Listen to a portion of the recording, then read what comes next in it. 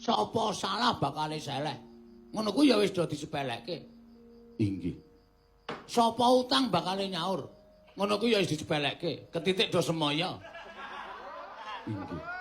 Kuwi ya disepelekke. Nek janjane kata-kata Jawa sing apik ngono kuwi wajibe do padha disinau. Inggih. Becik ketimplek. Anu, becik ketitik ala ketara. Ha kuwi ya.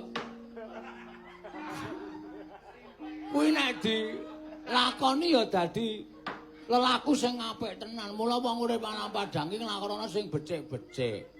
Ha ta? Inggih.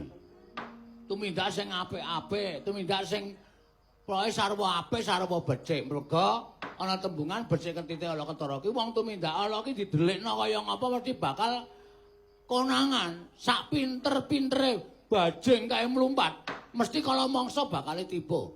Sak pinter-pintere nyingetake batang, kuwi kala mangsa mesti bakal mambu. Inggih. Kuwi tegese sak pinter-pintere wong nyingetake tumindak sing ora apik kuwi mesti bakal kawanguran dening sapa wae.